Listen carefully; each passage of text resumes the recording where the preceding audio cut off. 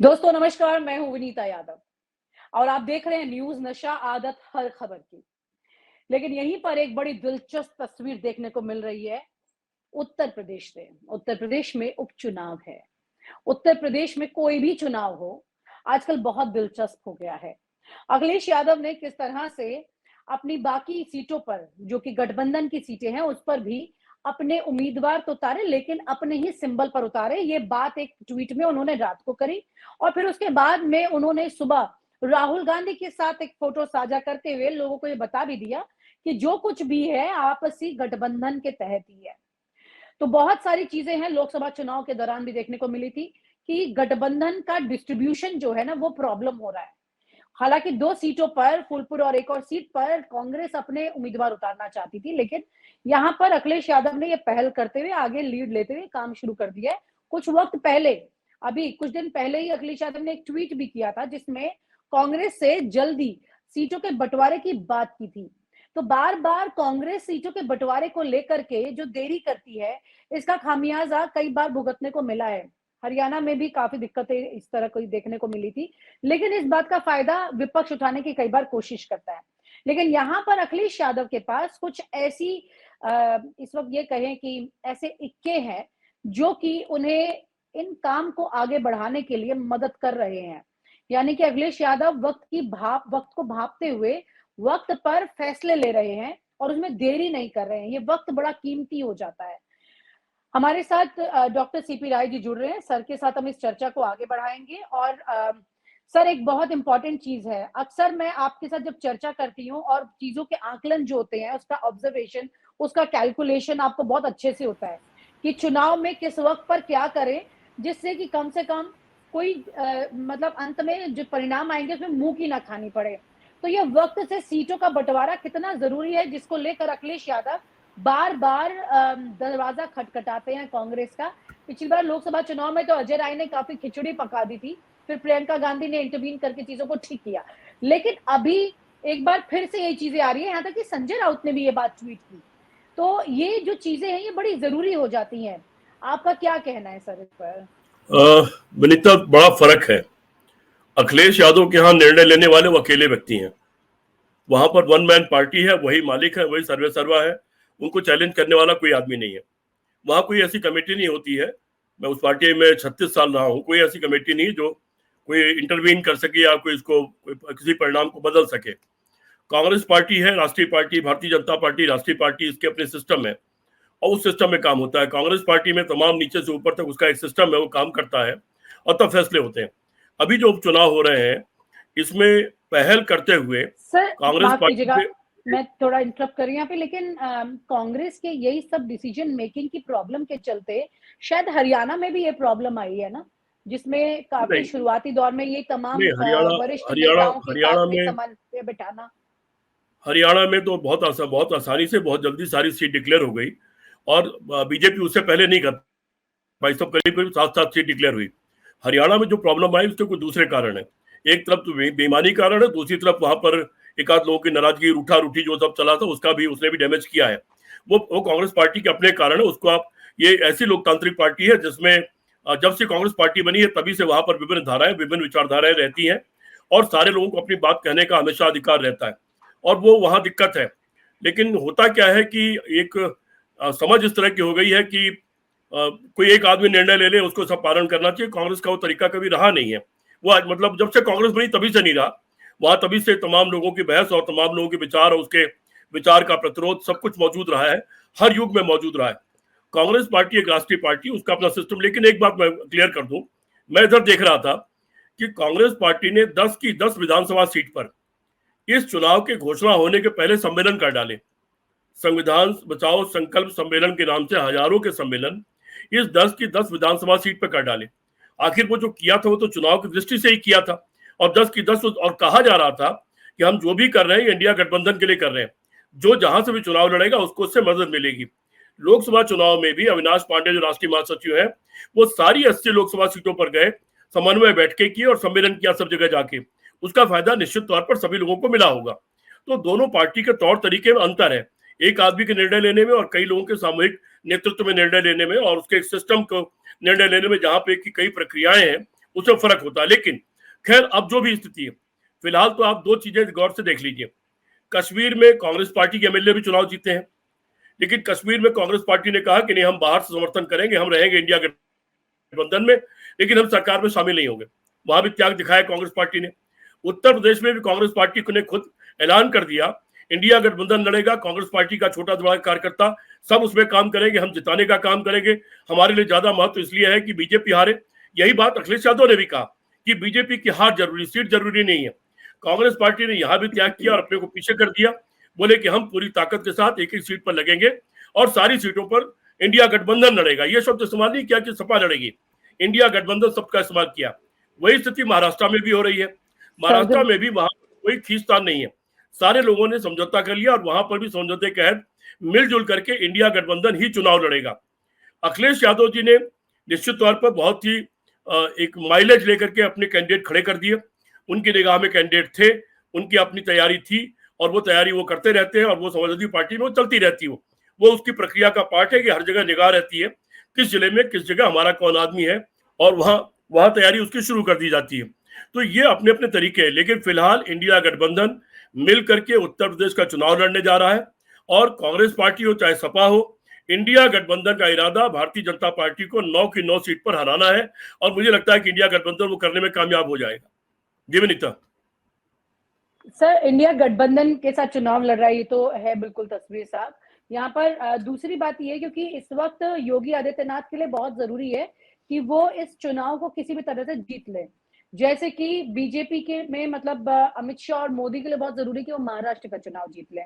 और यहाँ पर इस वक्त उत्तर प्रदेश में बहुत दिलचस्प चीजें देखने को मिल रही है कि कैसे बीजेपी के ही कुछ लोग हैं, अब इंटरनली वो ऑफिशियली तो बाहर निकल के नहीं आते, लेकिन अब लोगों को लगने लगा है कि कहीं ना कहीं योगी आदित्यनाथ की पकड़ जो दिल्ली में कमजोर हो रही है और काफी कमजोर है पहले से, तो उस परिस्थिति का फायदा वो उठाएं और यहाँ पर जो मतलब यहाँ योगी आदित्यनाथ के सरिये जीत ना चली जाए, इसके लिए उन्हीं के आसपास के लोग जो हैं अब दूसरा रोल प्ले कर रहे हैं विभीषण का। विनीता, अमित शाह और मोदी के लिए पहले बड़ा जरूरी था हरियाणा जीतना और हरियाणा में उन्होंने कोई कसर नहीं छोड़ी। हरियाणा में जो भी कुछ कर्म कर सकते थे, कांग्रेस की अपनी जो भी कमियां रही वो अपनी जगह है, लेकिन उसके बावजूद कांग्रेस पार्टी सारी कमियों के बावजूद 55 सीट से कम नहीं आनी चाहिए थी। बाकी जो भी कर्म है वो अपने वो सरकारी कर्म और चुनाव आयोग के कर्म है और वो आने वाले समय में सामने आ जाएंगे। वहां पर भी मुद्दा ये था कि अगर हरियाणा में नरेंद्र मोदी और अमित शाह हार जाते तो आज बहुत सारी चीजें डगमगा रही होती। राष्ट्रीय अध्यक्ष से लेकर तमाम तरह के फैसले जो लटके हुए थे, हो सकता है कि वो और जल्दी होने लगते। वहां भी उनका सवाल ही था। महाराष्ट्र तो उनके लिए बड़ा सवाल है क्योंकि महाराष्ट्र उनके आकाओं के इलाका है। अडानी अंबानी दोनों के कारोबार, दोनों के हेडक्वार्टर, दोनों के घर वो मुंबई में है। महाराष्ट्र जीतना उनके लिए जरूरी है और चुनाव जाते जाते, चुनाव घोषित हो उसके पहले उन्होंने अडानी को तमाम चीजें दे दिया। वहां वो बेईमानी है। चुनाव के ठीक पहले तमाम जमीन दे दी, तमाम कारोबार दे दिया, तमाम ठेके दे दिए। ये सब फायदा पहुंचाने की कोशिश हुई जिससे कि वहां पर अब अडानी का बहुत बड़ा पैसा लेकर के वो इस्तेमाल कर सके। लेकिन महाराष्ट्र की स्थिति बड़ी डिफरेंट है, वहां इनको मार खानी पड़ेगी और महाराष्ट्र में एक तरफा तौर पर वहां पर इंडिया गठबंधन की सरकार बनेगी। वहां पर ये वो खेल नहीं, बेईमानी वहां भी करेंगे, वहां भी सारे कर्म करने की कोशिश करेंगे, लेकिन महाराष्ट्र की जनता ने एक तरफा फैसला कर लिया है और वहां कोई लूप होल, शरद पवार जैसा सीनियर मोस्ट लीडर वहां बैठा हुआ है, किसी तरह की कोई लूप होल वहां छूटने नहीं पा रही है। वहां पर बीजेपी बहुत बुरी तरह से मार खाने जा रही है। जी विनीता। सर, उत्तर प्रदेश में जो तमाम सीटों के समीकरण हैं और आपको क्या लगता है कि यहाँ पर कौन सी, मिल्कीपुर को तो लेकर के अटका दिया मामला, लेकिन बाकी और कौन सी जगह है जहां पर आपको लगता है, क्योंकि पहले करहल में बड़ा दिलचस्प चीज सामने आ गई कि कैसे धर्मेंद्र यादव की जो बहनोई है उन्हीं को चुनाव लड़ने के लिए बीजेपी ने टिकट दे दिया और उसके बाद धर्मेंद्र यादव ने अपनी प्रेस रिलीज में एक ट्वीट कर दी, मतलब अपना एक्स अकाउंट पर पोस्ट कर दिया कि मेरा इनसे कोई संबंध नहीं है और मेरा मीडिया से कहना है कि मुझे इनके साथ बिल्कुल भी ना जोड़ा जाए। तो यहाँ पर बीजेपी हार मानने को तो तैयार नहीं है, जैसा कि हमेशा होता ही है कि करहल में भी टक्कर देने की कोशिश कर रही है वो। करहल में कोई टक्कर नहीं होगी। करहल का चुनाव एक तरफा होगा। अनुजेश यादव पता नहीं किस लालच में वहां चले गए, वो जाने। बीजेपी में जो लोग गए उनकी क्या हालत है, क्या उनकी औकात बची है, किस कदर वो उपेक्षित है, वो अनुजेश यादव को देखना चाहिए था। जो भी बीजेपी में आप गए हैं, खुद मुलायम सिंह यादव की छोटी बहू कितने उससे लेके गए लोग अपर्णा को, मेरे खैर बेटी की तरह है मेरे लिए, उसके फादर मेरे दोस्त हैं, लेकिन उसको लेकर के गए, इतने दिन तक उसको लटकाए रखा, इस्तेमाल किया और बड़ा भारी गाजा वाजा बजाया कि मुलायम सिंह की बहू हमारी पार्टी में आ गई, और अंत में उसको दिया क्या कि एक छोटे से कारपोरेशन में नंबर 2 बना दिया, वाइस चेयरमैन 2 बनाए, उसमें एक उसको बना दिया महिला आयोग में वाइस तो प्रेसिडेंट। महिला आयोग में, वही मैं कह रहा हूँ, महिला आयोग में। और ये बेइज्जत करते हैं, और आपको बेइज्जत करके फिर कल को कहीं गए किसी लायक नहीं छोड़ते। अनुजेश यादव गए जरूर हैं, लेकिन अनुजेश यादव वहां बेइज्जत होंगे, उनका कुछ नहीं मिलेगा, और वहां पर समाजवादी पार्टी का जो उम्मीदवार है वो बहुत भारी वोटों से वहां जीतेगा, वहां कोई लड़ाई नहीं है। सर, आप तो इस परिवार को भी बहुत पुराने से जानते हैं, ऐसा क्यों किया इन्होंने, इस तरह से बीजेपी में जाकर के करहल की टिकट लिया? चले जाते, अनुजेश यादव पहले से बीजेपी में जा चुके हैं, ये पहले ही चले गए थे, इससे कोई फर्क नहीं पड़ता, चले जाते हैं लोग, होता रहता है, उससे कोई फर्क नहीं पड़ता। कैसे इनके रिश्ते रहे हैं, मतलब परिवार के साथ में कुछ, क्योंकि इस तरह की अलग विचारधारा पर वो चले हैं तो? नहीं, विचारधारा तो है ही नहीं इसमें, विचारधारा कोई काम नहीं कर रही, कुछ स्वार्थ काम कर रहे होंगे, कुछ न कुछ और कारण होंगे, नहीं तो बाकी रिश्ते इन लोगों के सबके बहुत अच्छे हैं, रिश्तों में कहीं कोई खटास नहीं है किसी तरह की।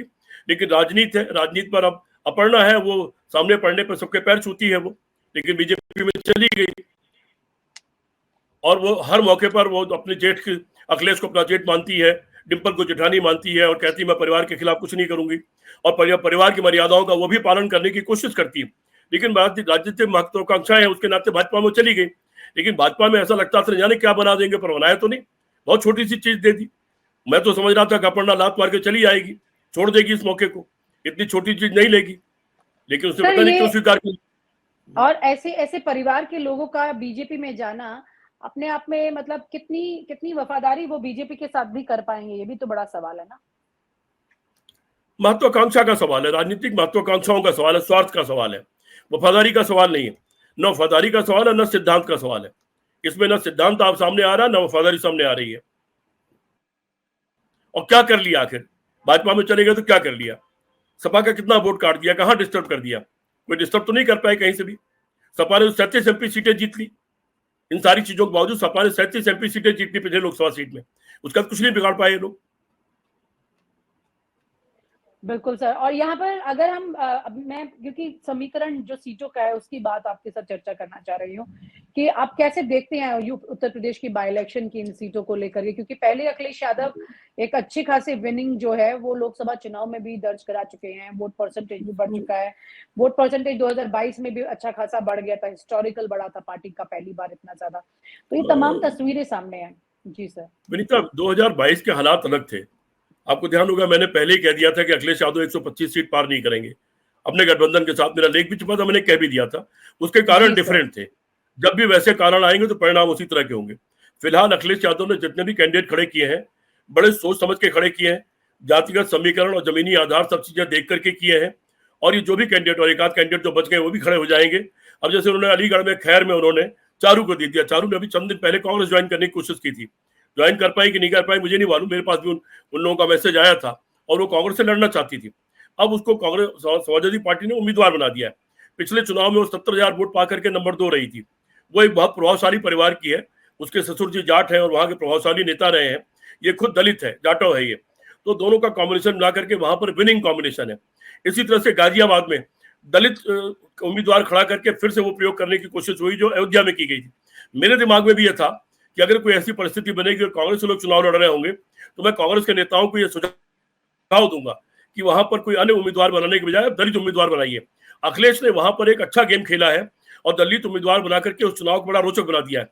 दलित, सपा का अपना जो वोट है, कांग्रेस का जो अपना वोट है और माइनॉरिटी का वोट, ये सारा मिला करके वहां का चुनाव बहुत रोचक हो गया है। और ये 9 की 9 सीटें समाजवादी पार्टी का, और इंडिया, मैं समाजवादी पार्टी शब्द का इस्तेमाल बार बार कर ले रहा हूँ, गलत है, वो इंडिया गठबंधन लड़ रहा है, इंडिया गठबंधन का पलड़ा भारी रहेगा। जी, यानी कि कुल मिलाकर के यहाँ पर अगर हम उपचुनाव की सीटों की बात करें तो अखिलेश यादव ने वो अच्छे समीकरण लोकसभा चुनाव की तरह बिछाए हैं, जिसको जातीय आधार पर देखा जाए तो। लेकिन अभी तो एक बहुत बड़ी परिस्थिति यहाँ पर सामने आ रही है सर, कि जातीय आधार पर अगर जो फायदा विपक्ष को हो रहा है, वहीं पर एक बड़ी लकीर जो धर्म की हमेशा काट करती आई है, जात की, तो वो खींचनी शुरू हो गई है। क्योंकि अभी बहराइच में हुआ दंगा, अब उत्तरकाशी में अब जो तस्वीरें सामने आ रही हैं, बार बार कोई व्यक्ति देखते हैं कि मस्जिद पे चढ़ जाता है जाकर के, कोई घर में झंडा उतार देता है। ये इस तरह से जो चीजें सामने आ रही है, एब्सोल्युटली ऐसा लग रहा है जैसे एक एक चीज बहुत प्लानिंग से है, और ये मोडस ऑपरेंडी है, ये एक प्लानिंग का बड़ा हिस्सा है जो शुरू हो चुका है। और आप हमसे जुड़े रहने के लिए सब्सक्राइब करें YouTube पर, फॉलो करें ट्विटर पर और लाइक करें Facebook पर। और ज्यादा जानकारी के लिए आपको टाइप करना होगा सिर्फ न्यूज़ नशा।